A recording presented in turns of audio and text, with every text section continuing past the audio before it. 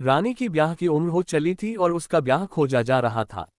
रानी की एक बड़ी बहन थी सोनी, जिसका 3 वर्ष पहले विवाह हुआ था। उसके बाद रानी का भाई था और फिर रानी, सबसे छोटी। अब रानी का ब्याह खोजा जा रहा था। भाई का ब्याह अभी नहीं हुआ था। माँ बाप ने सोचा पहले बेटी का ब्याह कर देते हैं, फिर घर में बहू लेकर आएंगे। रानी भी अपने सपनों के राजकुमार की खुशियों में खोई रहती थी और अपने आने वाले जीवन के सपने देख रही थी। लेकिन तकदीर को कुछ और ही मंजूर था। रानी की बड़ी बहन सोनी, पता नहीं अचानक उसे क्या हुआ कि वही ये दुनिया छोड़कर चली गई। उसकी एक छोटी बेटी थी, 1 वर्ष की। अचानक एक दिन सुबह सोनी को सीने में बहुत दर्द हुआ और अस्पताल ले जाने के पहले ही उसकी मृत्यु हो गई। डॉक्टर ने हार्ट अटैक की बात कही। किसी ने सपने में भी नहीं सोचा था कि इतनी कम उम्र में ऐसे हार्ट अटैक से सोनी की मृत्यु हो जाएगी। घर में मातम पसर गया। कहाँ रानी की शादी खोजी जा रही थी और कहाँ घर की बड़ी बेटी की मृत्यु हो गई। ऊपर से उसकी एक छोटी बच्ची। किसी को समझ में नहीं आ रहा था कि क्या करें। इसी तरह से करीब 2 महीने का वक्त बीत गया और सब कुछ सामान्य होने लगा। लेकिन सोनी के घर में बहुत समस्याएं होने लगी, क्योंकि बच्ची बहुत छोटी थी और उसके पिता को नौकरी पर जाना होता था। बच्ची की मां नहीं थी तो सारी जिम्मेदारी दादी के ऊपर आ गई थी और दादी बूढ़ी थी, उनसे ये सब कुछ नहीं होता था। इसलिए सोनी की सास सोनी को पति को दूसरी शादी करने के लिए दबाव डाल रही थी और बोल रही थी, इतनी छोटी बच्ची मैं नहीं देख सकती। तू दिन भर ऑफिस में रहता है और बच्ची को माँ की जरूरत है, तो तू दूसरी शादी कर ले, क्योंकि ऐसे तो काम नहीं चलेगा। सोनी के पति को भी ऐसा ही लगने लगा था कि अब वह घर और ऑफिस दोनों जगह नहीं संभाल पाएगा और उसे दूसरी शादी करनी ही पड़ेगी। इधर रानी के घर में रानी की शादी तो खोजी ही जा रही थी। ऊपर से रानी के घर वालों को पता चला कि सोनी का पति दूसरा शादी करना चाहता है। उन लोगों को लगा कि उनकी बेटी तो इस दुनिया से जा चुकी है और अगर उसका पति दूसरी शादी कर लेगा तो उनकी बेटी की औलाद की सौतेली मां जाएगी, जो कि उनकी बेटी की बेटी को बहुत कष्ट देगी। आखिर अभी दामाद जी की उम्र ही क्या है। अगर रानी का ब्याह उसके जीजा से कर दिया जाए तो सोनी के बेटी को मां का प्यार भी मिल जाएगा, क्योंकि मौसी तो अपनी बहन की बच्ची को अपनी बच्ची जैसा ही प्यार देगी और रानी का ब्याह भी हो जाएगा। साथ ही साथ खर्च भी कम होगा, बल्कि बिना खर्च के ही शादी हो जाएगी, क्योंकि अपनी बड़ी बेटी को तो उन्होंने काफी कुछ दिया ही था। वो सब तो उसके पास वहां होगा ही। वो तो अब इस दुनिया में है नहीं, तो सब कुछ तो खुद ब खुद रानी का ही हो जाएगा और एक शादीशुदा आदमी से दोबारा शादी में कोई लड़की वाला कुछ नहीं देता, बस अपनी लड़की विदा करता है। ये बात तो सब जानते ही हैं। इस तरह से उनका शादी का खर्च भी बच जाएगा और रानी की शादी भी हो जाएगी। साथ ही साथ उनकी बड़ी बेटी सोनी के बच्चे को माँ का प्यार भी मिल जाएगा और वह सौतेली माँ के गोद में जाने से भी बच जाएगी। इस तरह से उनकी बड़ी बेटी और छोटी बेटी दोनों का परिवार संवर जाएगा। ये सोचकर उन लोगों ने सोनी के ससुराल में अपना प्रस्ताव भेजा, जिसे उन लोगों ने सहर्ष स्वीकार कर लिया। इससे अच्छा क्या हो सकता था कि बच्ची की मौसी ही बच्ची की माँ बनकर आ जाए। लेकिन जब ये बात रानी को पता चली तो उसने घर में हंगामा खड़ा कर दिया और बोला, मैं अपने जीजा से बिल्कुल शादी नहीं करूंगी। कैसे मैं एक शादीशुदा आदमी से शादी कर लूं? क्या मेरे कोई अरमान नहीं है? क्या मेरे में कोई कमी है जो मैं एक विधुर से शादी कर लूं? मेरी इच्छाओं का क्या होगा? मेरे में क्या कमी है जो मैं समझौते वाली शादी करूं? मैं क्यों किसी की सौतेली माँ बनूं? ठीक है, मैं बच्ची की मौसी हूं तो मुझे मौसी ही रहने दो, उसकी माँ बनाने की क्या जरूरत। मैं यह शादी नहीं करने वाली, चाहे कुछ हो जाए। मेरे भी कुछ अरमान है और मैं एक शादीशुदा आदमी से शादी करके अपने सारे अरमान को मार दूं, यह नहीं हो सकता। लेकिन रानी के घर वाले बिल्कुल नहीं मानने को तैयार थे। उनका कहना था कि तुझे तो अपने जीजा से ही शादी करनी पड़ेगी। इस तरह से दोनों के घर बस जाएंगे, तेरी शादी भी हो जाएगी और तेरी बड़ी बहन का परिवार भी बिखरने से बच जाएगा। सब कुछ तेरे हाथ में है, तुझे ये शादी करनी ही पड़ेगी। रानी ने बहुत रोना धोना किया, पर उसके मायके वाले नहीं माने और जबरदस्ती उसकी शादी उसके जीजा से करवा दिया।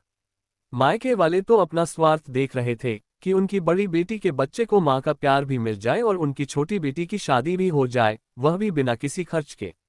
वैसे भी यह एक विधुर की शादी थी तो इन्होंने कोई खर्चा नहीं किया, सिंपल सी मंदिर में जाकर शादी कर दी। साथ ही इन्होंने शादी में कुछ भी नहीं दिया, रानी को कोई जेवर तक नहीं दिए। उनका सोचना था कि सोनी को इतनी जेवर तो दिए थे तो दोबारा देने की क्या जरूरत, वो सब तो रानी को मिल ही जाएंगे।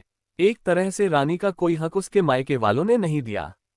साथ ही उसके सारे अरमानों को भी खत्म कर दिया। रानी को बहुत गुस्सा आया कि उसका जीवन उसके मायके वालों ने ही बर्बाद कर दिया और वह अपने मायके वालों से नफरत करने लगी। साथ ही जब वह विदा होकर आई तो अपने ससुराल वालों से भी नफरत करने लगी और उन्हें भी खरी खरी सुना दी। रानी के जीजा ने जैसे ही उससे कुछ बोलना चाहा, वह बोली, मेरे मायके वाले जितने गिरे हुए हैं उससे कम आप भी नहीं हो।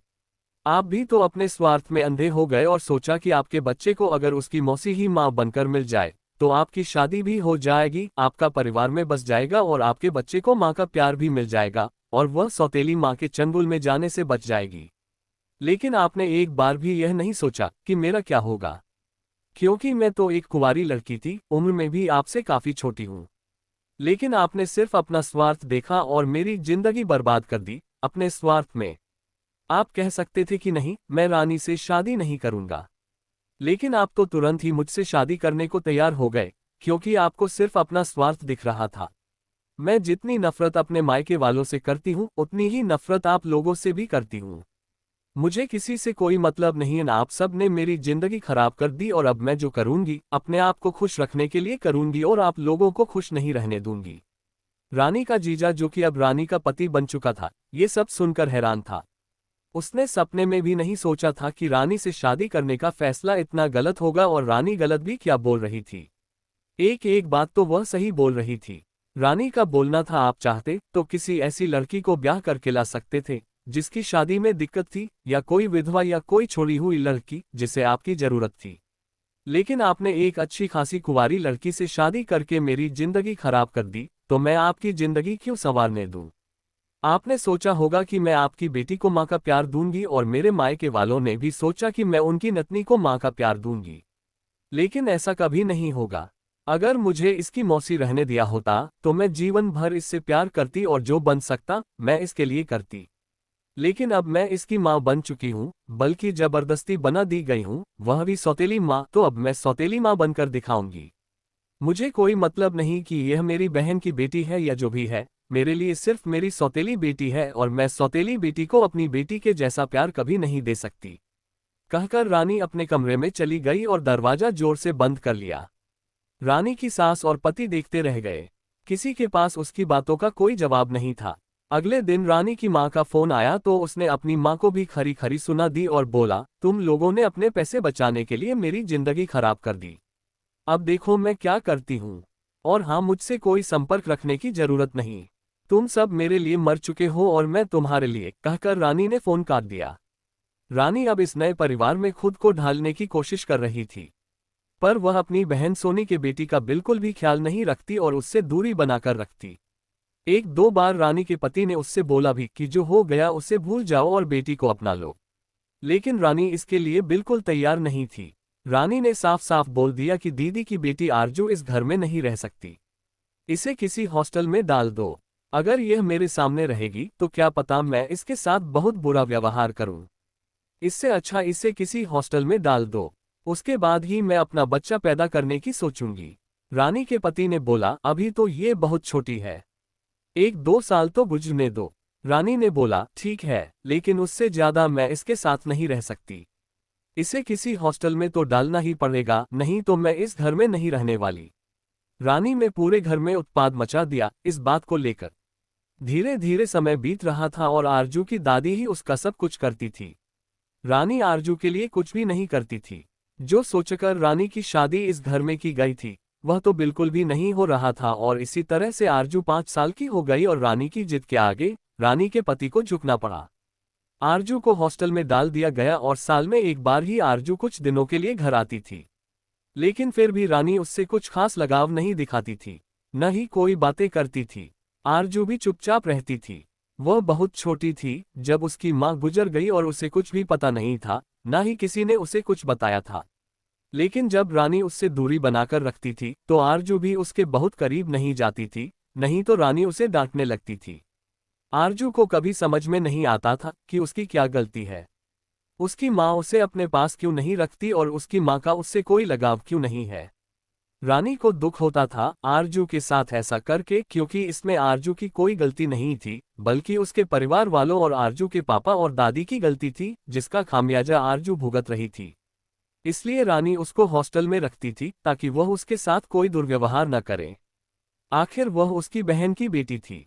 समय के साथ रानी की अपनी औलाद हुई और रानी ने एक बेटे को जन्म दिया जिसे वह बहुत प्यार करती थी और हमेशा अपने करीब रखती थी।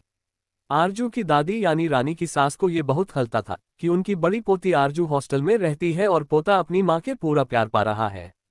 रानी का पति भी सोचता कि काश उसकी बेटी भी इसी घर में रहती, लेकिन रानी ऐसा होने नहीं देती।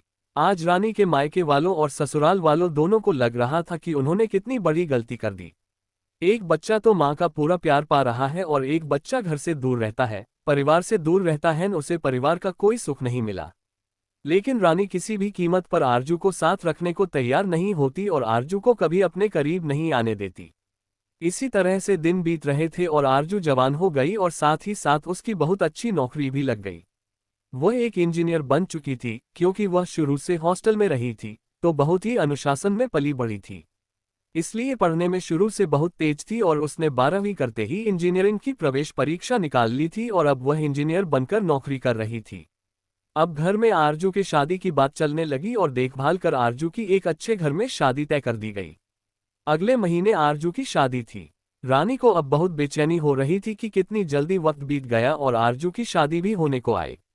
जिस आरजू को उसने आज तक माँ का प्यार नहीं दिया था और अपने से दूर रखा था, आज जब उसकी शादी की बात आई तो रानी का मन बेचैन हो रहा था और उसे लग रहा था कि पता नहीं आरजू के ससुराल वाले कैसे होंगे। अब आरजू उनके घर की बेटी नहीं बल्कि किसी के घर की बहू बन जाएगी और पता नहीं क्या क्या ख्याल उसके मन में आ रहे थे, जैसे कि माँ के मन में आते हैं अपनी बेटी के शादी के पहले। और आरजू परेशान हो रही थी कि सब कुछ ठीक ठाक से तो होगा। आज रानी की ममता आरजू के लिए उमड़ रही थी जब वह विदा होकर दूसरे घर जाने वाली थी। आज तक आरजू ने कभी कोई शिकायत नहीं की थी रानी से और ना ही उसे अपनी माँ के बारे में कुछ पता था।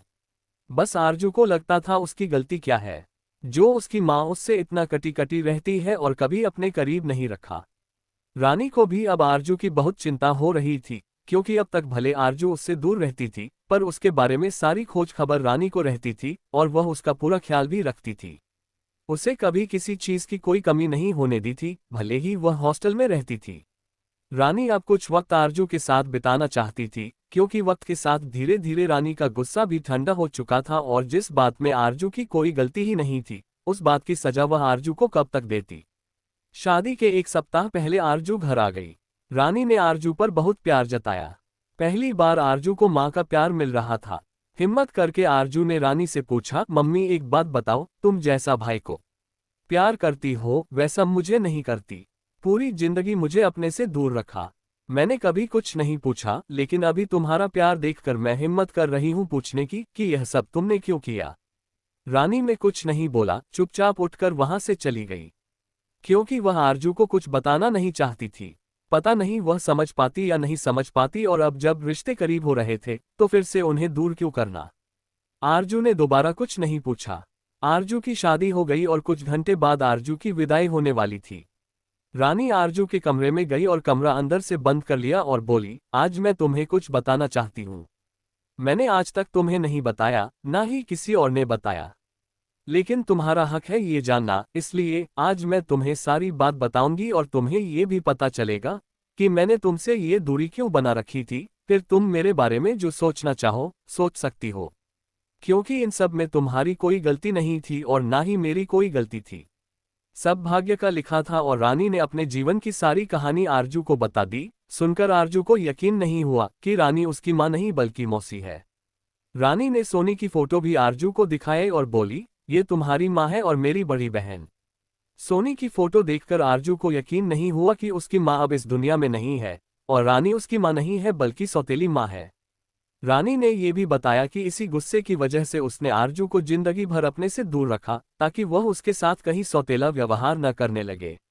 आरजू कुछ समझ में नहीं आ रहा था कि वह क्या बोले, क्योंकि इसमें किसकी गलती है किसकी नहीं उसे कुछ भी नहीं समझ में आ रहा था। रानी ने बोला, ज्यादा सोचो मत, जो सच था वह मैंने तुम्हें आज बता दिया क्योंकि तुम्हारा हक था उसे जानने का। हाँ, मैंने तुम्हें कभी माँ का प्यार नहीं दिया, लेकिन अब समय के साथ मेरा गुस्सा ठंडा पड़ चुका है और मेरी कोई बेटी नहीं है। तुम ही मेरी बेटी हो और अब मैं तुम्हें माँ का प्यार देना चाहती हूँ, पर अब वक्त ही कहाँ बचा तुम्हें माँ का प्यार देने के लिए। तुम इस घर से विदा हो रही हो और मुझे अजीब से चिंता हो रही है कि तुम्हारे ससुराल में सब कुछ ठीक तो होगा।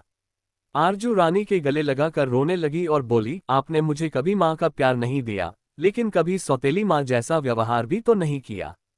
अच्छा हुआ आपने मुझसे एक दूरी बना ली अपने गुस्से को ठंडा करने के लिए। क्या पता आप मेरे करीब रहती तो मेरे साथ बुरा बर्ताव करती, फिर शायद हमारा रिश्ता और खराब होता, लेकिन अभी कम से कम हमारा एक अच्छा रिश्ता तो है। रानी ने बोला, हाँ बिल्कुल, तुम मेरी बेटी हो और हमेशा रहोगी। रानी ने आरजू को जेवरों का एक डब्बा दिया। आरजू ने जब उन्हें खोलकर देखा तो उसमें जेवर भरे हुए थे। आरजू ने बोला, ये कैसे जेवर है मम्मी? तुमने तो मुझे पहले ही काफी जेवर दे दिए हैं।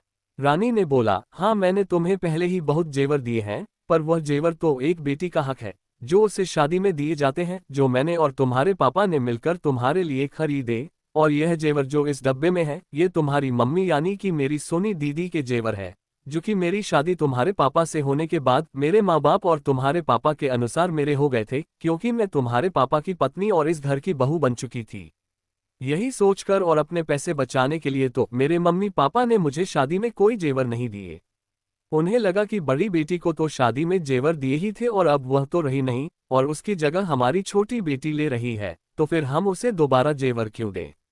उसे तो वह जेवर मिल ही जाएंगे और इस घर में ब्याह करके आते ही तुम्हारे पापा ने ये जेवर मुझे पकड़ा दिए थे, ये बोलकर कि यह अब तुम्हारे जेवर है। लेकिन मैंने आज तक इन जेवरों में से एक जेवर को भी हाथ नहीं लगाया, क्योंकि यह सोनी दीदी के थे और इस पर सिर्फ और सिर्फ उनकी बेटी का हक था, मेरा नहीं। क्योंकि मुझे पता है औरतों को जेवरों से खास लगाव होता है और हर औरत अपने जेवर अपनी बेटी या बहू को ही देना चाहती है। सोनी दीदी का कोई बेटा तो था नहीं, बस तुम थी, तो इन जेवरों पर तुम्हारा हक है, और जब तुम इन जेवरों को पहनोगी तो तुम्हारी माँ का आशीर्वाद तुम्हें मिलेगा। इन जेवरों को अपनी माँ का आशीर्वाद समझकर अपने पास रखो। आरजू उन जेवरों को छूकर अपनी माँ को महसूस करने की कोशिश कर रही थी। रानी ने बोला, बहुत संभाल कर रखे थे ये जेवर मैंने और सोचा था तुम्हारी शादी में तुम्हें दे दूंगी, क्योंकि इन पर तुम्हारा ही हक है, मेरा नहीं। रानी ने कुछ पेपर भी आरजू को दिए और बोले, ये लो, ये भी तुम्हारा हक है। आरजू ने जब वह पेपर खोलकर देखे तो वह उसके पापा के दूसरे मकान के पेपर थे, जो कि रानी ने आरजू के नाम करवा दिए थे। आरजू ने बोला, यह क्या मम्मी, ये तो दूसरे वाले घर के पेपर है, यह मेरे नाम क्यों कर दिया? रानी ने बोला, बेटा ये तुम्हारा हक है, तुम भी हमारी औलाद हो, इस घर की बेटी हो, तो तुम्हारे पापा की संपत्ति पर तुम्हारा बराबर का हक बनता है। ये घर तुम्हारे भाई को मिलेगा तो दूसरा वाला घर हमने तुम्हारे नाम कर दिया, क्योंकि वह तुम्हारे हक का है और मैं तुम्हारा पूरा हक मैं तुम्हें दूंगी, क्योंकि भले ही मैंने तुम्हें जन्म नहीं दिया पर हो तो तुम मेरी बेटी ही ना। ये सब बातें सुनकर आरजू रानी के गले लग गई और रोने लगी।